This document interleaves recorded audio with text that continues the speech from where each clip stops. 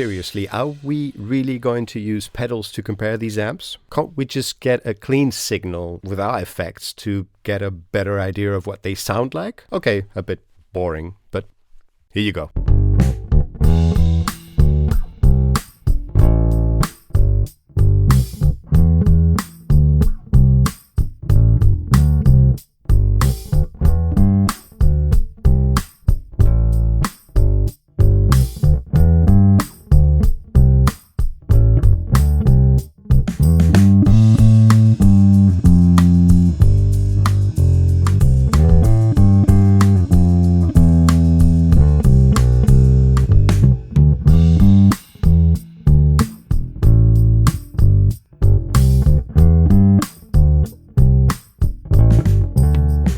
So at this point, you might have already come up with an opinion about how these amps sound and compare, but there's a lot more to talk about, so stick around.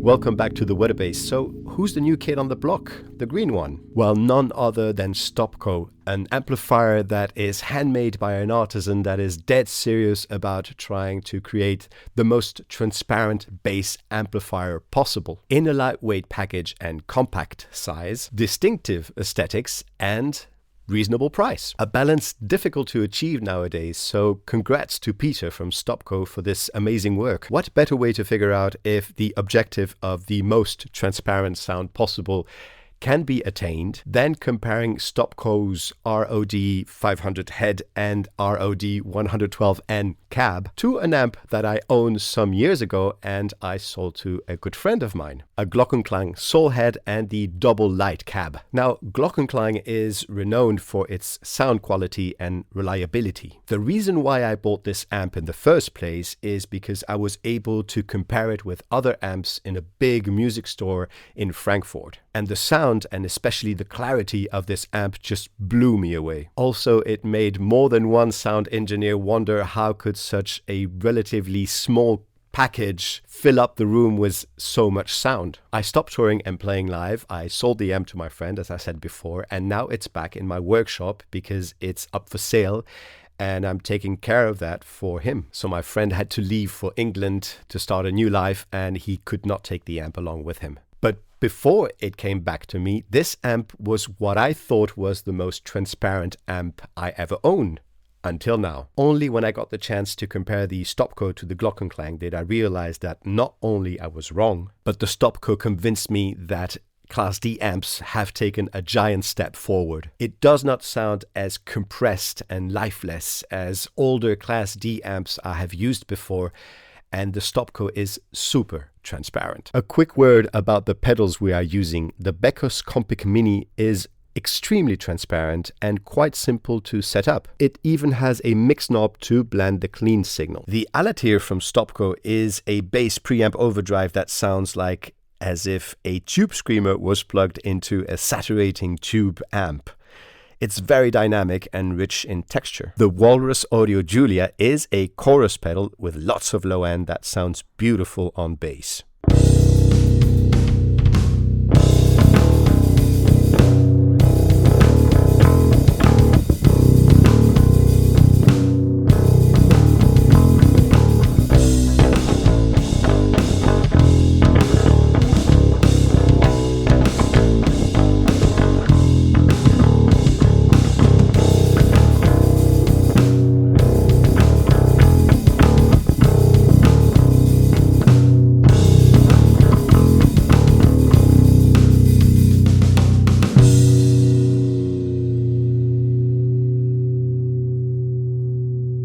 Only now do I realize that the Glockenklang is a mythical rock machine that has impact, grain and body. It almost growls in a delicate manner, something that any bass player can easily fall in love with, and probably why I did so in the first place. But man, the Stopko almost sounds like the direct bass does. Feed it with any signal you can imagine and it will sound the way it's supposed to. Uncolored yet organic, revealing yet far from being dull. Actually quite the contrary, this amp's transparency rewards the work and efforts you put in the crafting of your sound by simply and respectfully amplifying it. So if it sounds like shit, or if it sounds like shit, you'll immediately know it. Though I place the condenser microphone the way it's done in studio or on stage at the same distance for both cabs, the sound does change when standing away from the amps, obviously. So let's listen to the same song with the mic at around 2.5 meters away from the cabs.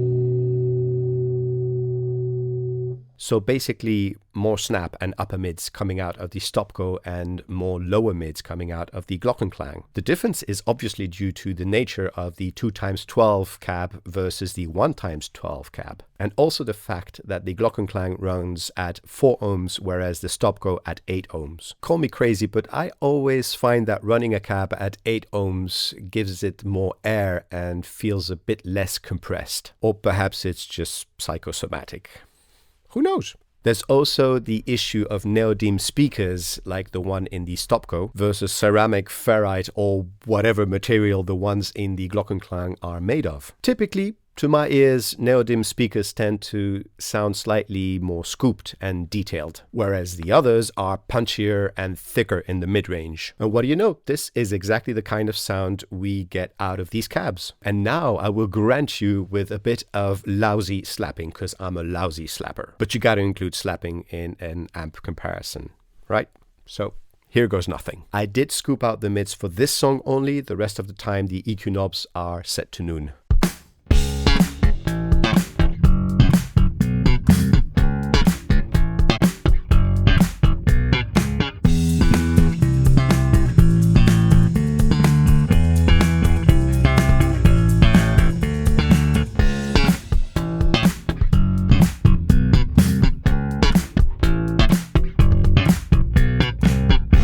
Now there's one thing I am not too excited about in the Stopko cab, and that is the horn. It's too loud and it bleeds in too much of the high mids. The tweeter on the Glockenklang is set to maximum right now, and it adds a touch of treble, perhaps not enough sometimes. On the Stopko, however, it's only a quarter way up, because above that setting it's way too aggressive to my taste. So Peter, perhaps something to consider? Or maybe change the crossover frequencies so that less high mids are sent to the horn? Anyway, it's a good thing that you can turn it down and set it at the desired level. Oh, and one more thing, I would have preferred the controls and speaker jacks on the top of the cab instead of the bottom, for practical reasons, for easy access.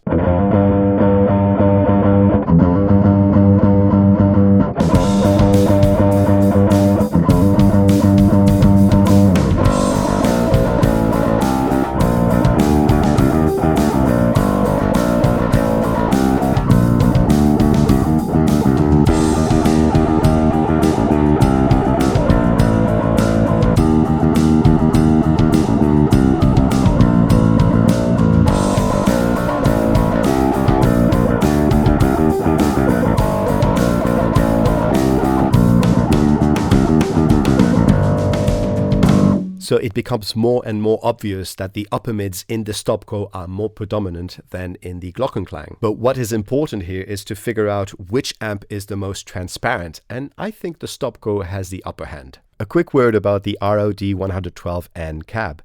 Even though it's kind of big for a 12-inch cab, it's quite light. But what I like most about it is that it's easy to carry around with one hand because of how nicely balanced it feels, and there's another handle on the other side if you want to carry it with both hands. There's also a small detail that many of us consider important, especially in studio, and that is fan noise. The ROD 500 is dead quiet.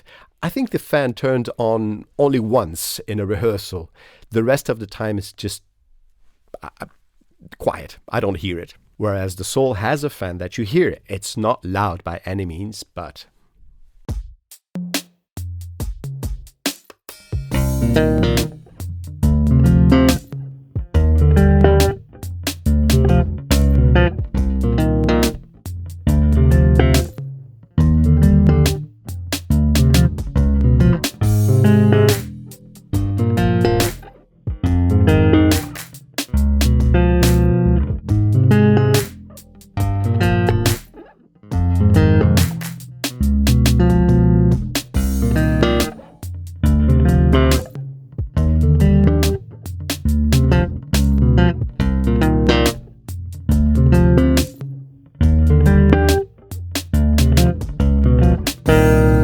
So here the Glockenklang sounds sweeter and perhaps more adapted to this style of music. So what if we use the EQ on both heads to try to come up with a better sound for this particular bass line?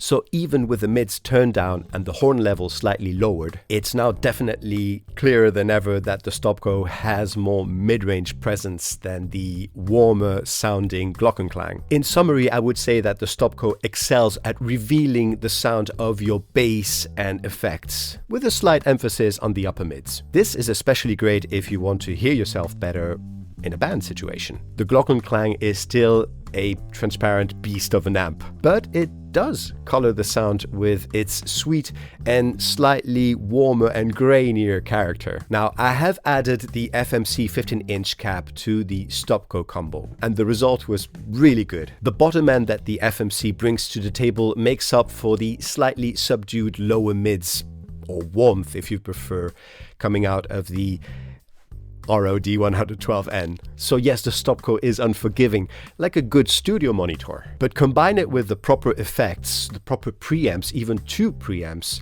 and with other cabs, and the character of this amp changes instantly. Proof of its transparency. So there you go. Hope you enjoyed this comparison. Thanks so much for watching. Please give this video a like and make sure you have subscribed to my channel. I'll see you in the next one. Bye.